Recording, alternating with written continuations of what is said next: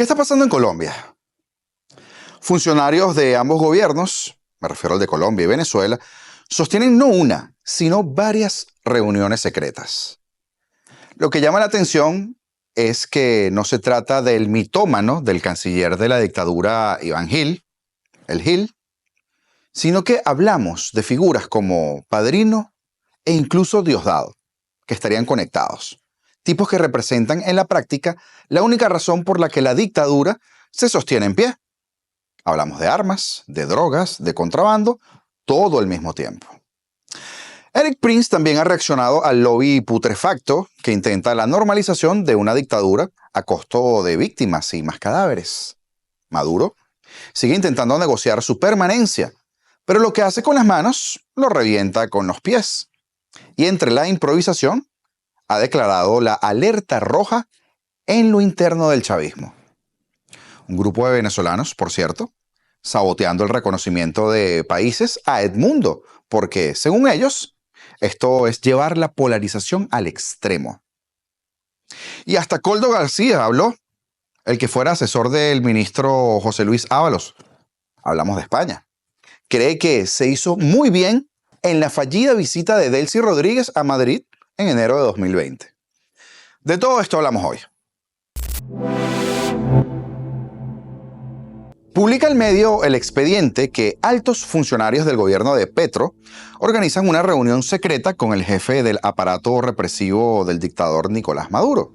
Bueno, el semijefe, porque la presencia de Vladimir Padrino López junto a altos funcionarios del gobierno de Gustavo Petro ha levantado interrogantes sobre cuál es la naturaleza de ese encuentro. Una exclusiva reunión envuelta en un secretismo se lleva a cabo en Calva, una de las islas del Rosario, con la participación, como les decía, de destacados funcionarios del gobierno colombiano y del ministro de Defensa de la dictadura venezolana, Vladimir Padrino López. La información proviene de una agencia extranjera de inteligencia que señala la presencia de figuras claves del entorno presidencial como Laura Sarabia, Roy Barreras y Armando Benedetti, según reporta El Expediente. La directora del Departamento Administrativo de la Presidencia, como se le conoce DAPRE, Laura Sarabia, habría liderado los preparativos para este encuentro, gestionando un viaje discreto hacia la isla paradisíaca.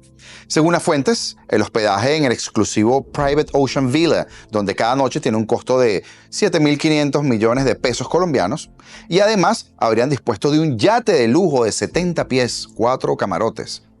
Todo esto para estos humildes socialistas, que son el pueblo. Entre los asistentes se encuentran también Francisco Ospina, Jaile Ramírez Cobo, Marta Caicedo y Jorge Rey, quienes habrían arribado desde Bogotá el viernes en la noche. Los participantes han adoptado medidas de seguridad extraordinarias para evitar ser grabados o ser fotografiados, incluyendo el traslado a una isla más remota para mantener su privacidad. ¿Qué es lo que salta? La presencia de Vladimir Padrino López, junto a estos funcionarios de Petro. Todo esto levanta las interrogantes sobre cuál es la naturaleza de este encuentro fuera de una agenda oficial. Se espera que el guerrillero Petro, además, llegue allí en las próximas horas. Y, por supuesto, saltan las especulaciones con respecto a los temas que se están discutiendo en ese evento. Un hotel, por supuesto, de lujo, donde ofrece todo el confort, clases de buceo, tours en el océano, experiencias con delfines, etc. Pero yo supongo que no es que se estarán tomando unas caipiriñas. Adicionalmente, se ha desplegado un significativo operativo logístico y de seguridad para garantizar la confidencialidad del encuentro. La realización de esa reunión en un entorno tan exclusivo y alejado del escrutinio público ha despertado, por supuesto, el interés de autoridades internacionales incluso, quienes mantienen la vigilancia de los movimientos de los que están allí involucrados. Una cita privada. De momento, nos queda solamente especular. Y por supuesto, desde Colombia está aumentando la presión sobre el gobierno de Petro para esclarecer los motivos de este viaje. Y estamos claros de que nos vamos a enterar de cosas, porque entre cielo y tierra no hay nada oculto. Ya les puedo adelantar, por cierto, que por ejemplo, otra aeronave, que no se reporta en la información del expediente del medio de comunicación, también ha llegado para sumarse a la fiesta. Se trata de un Gulfstream. ¿Cómo le encanta a los socialistas volar como reyes? Un Gulfstream que tiene base en Madrid y que se habría movilizado previamente a Sao Paulo el día 25 y que luego fue a Cuba el día 26 para finalmente arribar a Cartagena actualmente. Y no descarte usted que entonces esté allí metida la mano de Zapatero o de algún otro secuaz de Pedro Sánchez. Y es que las paradas ya de por sí hablan mucho. Y esto se conecta con la presencia de Diosdado en Táchira. Afortunadamente tenemos a gente en la red social X como Arrecho, ese es su nombre de usuario, que hacen una labor impecable de monitoreo constante de las aeronaves que utiliza el humilde régimen. Y así podemos ver los movimientos de estos tipejos. Hora y media de reunión en Santo Domingo del Táchira. Diosdado es más cauteloso. Abandonar Venezuela, así sea de manera express, sabe que lo pone en riesgo, porque a estos conejos los están cazando. Bueno, más que conejos, ratas, pero ya me va a entender. A lo que hoy llaman los Países Bajos, antigua Holanda. Allá en Ámsterdam hay un pueblo que se llama Madurodam. Yo nunca he ido. Creo que no voy a poder ir por la persecución que me tienen a mí ahora, pues. Me están cazando y no soy conejo, pero Dios con nosotros. Más allá de los disparates de este tipo y la risa, ahí está soltando de manera clara que sabe que su cabeza tiene precio. Y todo parece apuntar que en los próximos días, eso, lejos de disiparse, va a ir en aumento. Sé que la espera de ver esta tragedia llamada chavismo salir por completo de nuestras vidas ha sido excesivamente larga, injusta y cruel. Y que a veces creemos que todo es un pote de humo. Pero escogí ese video, apenas comenzando este capítulo del día de hoy, porque habla muy bien de lo que quiero analizarles. El dictador de Venezuela está haciendo todo lo posible para evitar que en el regreso de Donald Trump a la presidencia de Estados Unidos signifique un retorno a los años de máxima presión de su primer mandato. Recordemos que ese periodo estuvo marcado por el apoyo a un intento de pronunciamiento militar y una serie de sanciones que culminaron en el embargo petrolero integral a Venezuela. Maduro ha felicitado públicamente a Trump, lo hemos visto, por su victoria, y se ha establecido una especie de canal de comunicación indirecto con el presidente electo Donald Trump sobre un tema al que Trump considera prioritario: las repatriaciones. Lo tocamos la semana pasada, pero no por eso ha dejado de pasar. A través de empresarios, inversores y lobistas no solo estadounidenses que han estado visitando la residencia de Trump en Mar-a-Lago, la dictadura ha transmitido su disposición de facilitar el suministro de petróleo a Estados Unidos y de aceptar vuelos de deportación de venezolanos, estos que fueron suspendidos tras el final de las negociaciones con Biden. Pero, como les digo, no son solo empresarios estadounidenses con intereses en Venezuela, como por ejemplo el inversor Harry Sergent, este sujetín que usted ve en pantalla, que ha importado asfalto y otras tantas cosas, quienes instan a Trump a evitar el regreso de las sanciones duras. También lo están haciendo ejecutivos de petroleras como Chevron, que se han beneficiado de la administración Biden y abogan por mantener la estabilidad para evitar un aumento en los precios de gasolina. O sea, burlarse de nuestra tragedia con tal de tener gasolina barata. Y quizá usted vea esto hasta normal de algún modo, pero es que hay un séquito de lobistas detrás, evitando las sanciones a Maduro, que son venezolanos. Estos que siempre han trabajado en las sombras porque, disfrazados de oposición, lo que ellos más anhelan es la continuidad de la dictadura. ¿Para qué? Para que ellos, desde la apariencia de que están en la acera del frente, sigan gozando de prebendas y del dinero fácil, sin trabajarlo. Usted sabe a quién me refiero. Organizaciones como el Foro Cívico, maquilladas por pseudointelectuales que se quedan mucho en la teoría, pero sí, sobre un bulto inmenso de víctimas. Cuando Trump impuso un embargo a las exportaciones, la producción de petróleo de Venezuela, en aquel momento, se desplomó. Pasó de 1,9 millones a poco más de 300.000 barriles diarios. Hablamos del 2020. Ahora, en el campo republicano, son muchos los integrantes del equipo de Trump que han defendido mantener la estrategia de máxima presión sobre Maduro para así forzar un cambio democrático en Venezuela. El más destacado, por supuesto, el senador Marco Rubio, designado como próximo jefe diplomático, cuya confirmación por el Senado sea prácticamente asegurada gracias, por supuesto, al respaldo de varios demócratas. Pero en el equipo de asesores de Trump, durante su transición al poder, también figura Mauricio Claver Carone, quien ocupó la cartera de Asuntos Iberoamericanos en el Consejo de Seguridad Nacional de la Casa Blanca y, ojo, que fue el principal artífice de la campaña de presión no solo contra el dictador, sino también contra sus aliados en el ámbito internacional. Pero, como les decía al principio, de manera contradictoria e incoherente, aparentemente, mientras piden cacao, como decimos en criollo, meten presión y atacan con todo lo que tienen.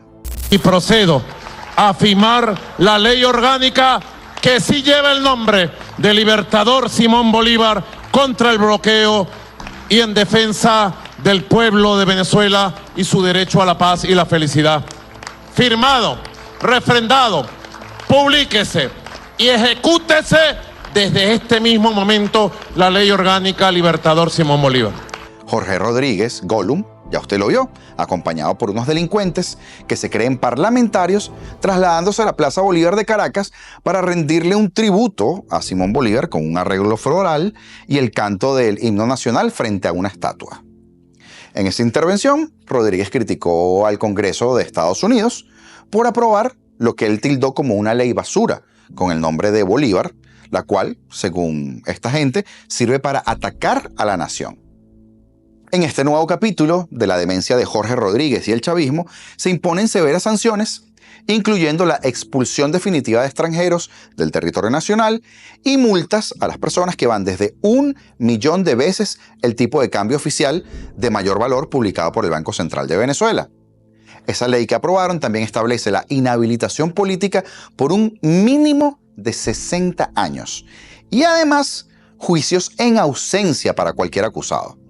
Y por si se escapa alguien, los medios de comunicación tradicionales y los digitales, que según la ley, según ellos, promuevan actos contrarios a lo establecido por la normativa, también enfrentarían multas de hasta 1 millón de veces el tipo de cambio oficial, la revocación de licencias para aquellos que están en Venezuela, cierre de redes sociales dentro del país y medidas penales.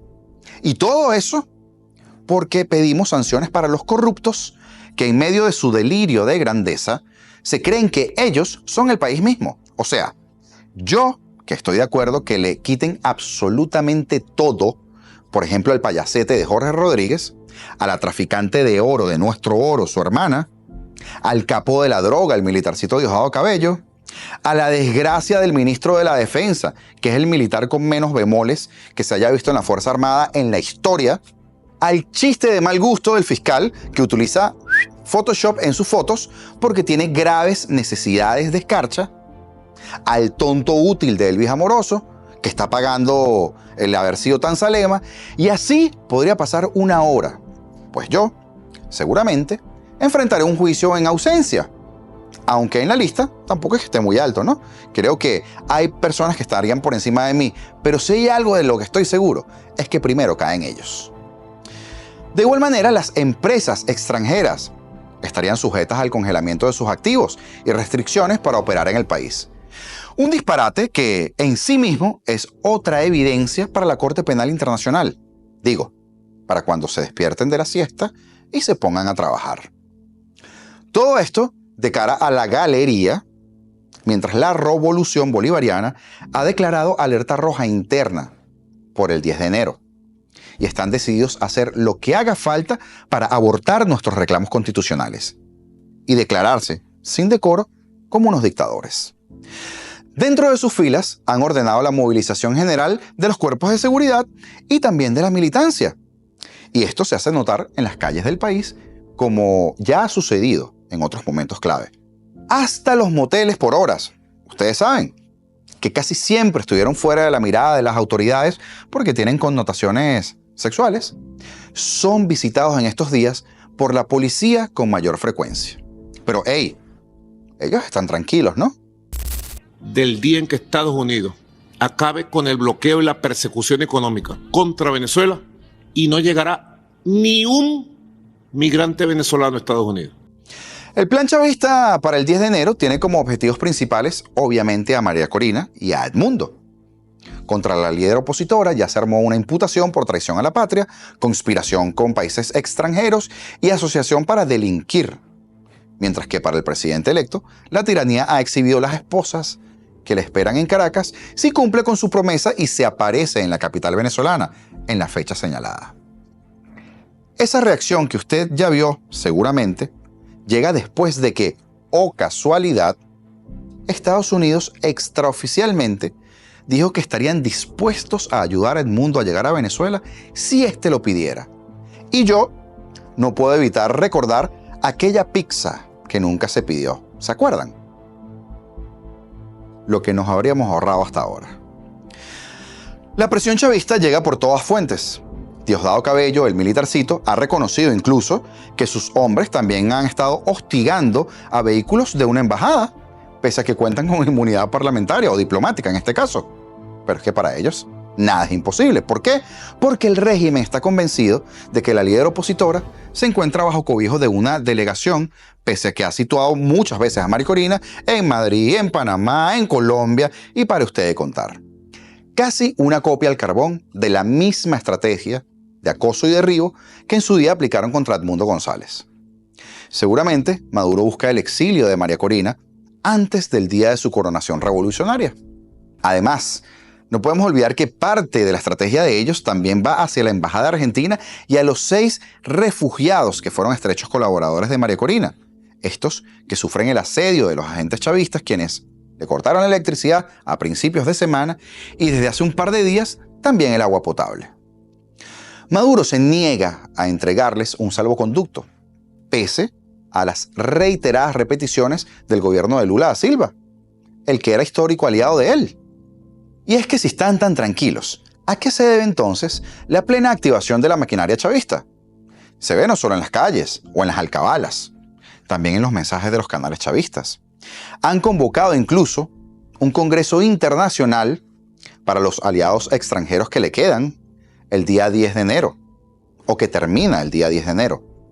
Y esto es el fiel reflejo de que lo que pasa en Colombia no es que fueron a tomarse unos guaros y a pasar el fin de semana bronceándose en las cercanías de la hermosa Cartagena, sino que siguen tramando cómo conquistar su permanencia.